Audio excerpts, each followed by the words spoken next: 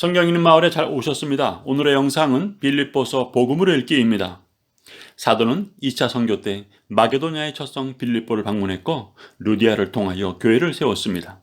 이곳에서 바울과 실라는 매를 맞고 감옥에 갇혔으며 그 대가로 간수의 가족을 구원해냈습니다. 이런 사연이 있어서인지 사도는 빌립보 교회를 예수의 심장으로 사모했습니다.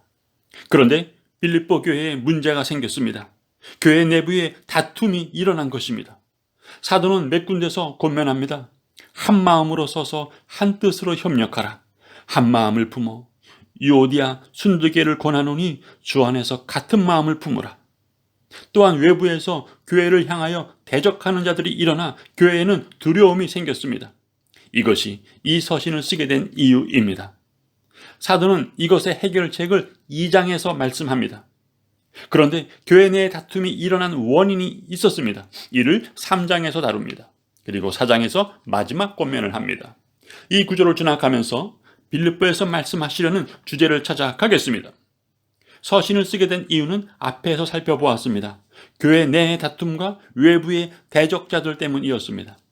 이어서 이것의 해결책을 2장에서 다룹니다. 너희 안에 이 마음을 품으라. 그리스도 예수의 마음이니. 예수님은 자기를 낮추시고 죽기까지 복종하셨습니다.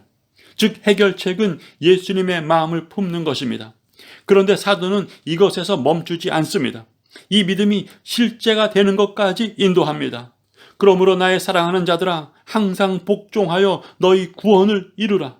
그리고 이렇게 살아간 자들을 소개합니다. 디모데와 에바브라디도입니다. 다른 사람들이 자기 일을 구하고 그리스도 예수의 일을 구하지 아니할 때에 이 두 사람은 복음을 위하여 죽기까지 수고했습니다. 즉 믿음은 삶에서 실제가 됩니다. 이어서 3장에서는 교회 내 다툼의 원인과 사도의 대처를 다룹니다. 다툼의 원인은 육체를 자랑하는 할례파에 있었습니다. 이 부분에서 사도의 격한 감정이 올라옵니다. 내가 여러 번 너희에게 말하였거니와 이제도 눈물을 흘리며 말하노니 여러 사람들이 그리스도의 십자가의 원수로 행하느니라. 이것에 사도의 대처는 그리스도를 위하여 모든 것을 잃어버리고 배설물로 여깁니다. 그리고 사도는 이 결단이 실제가 되는 삶을 소개합니다. 그리스도의 죽으심을 본받아 죽은 자 가운데서 부활에 이르려 하노니 부활의 권능은 이때 임합니다.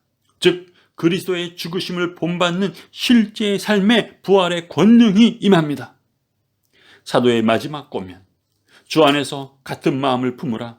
아무것도 염려하지 말고 모든 일을 하나님께 아뢰라. 다시 싹이 남을 기뻐하노라. 하나님이 너희 모든 쓸 것을 채우시리라. 정리하겠습니다. 빌립보서를 쓰게 된 이유는 교회 내의 다툼과 외부의 대적 때문이었습니다. 이에 대한 해결책은 예수님의 마음을 품고 실제 삶에서 살아내는 것입니다.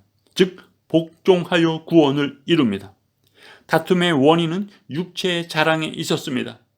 사도는 모든 것을 배설물로 여기고 오히려 주님의 죽으심을 본받아 부활의 권능으로 살아갑니다. 믿음은 삶에서 실제가 되어 열매를 맺어야 합니다.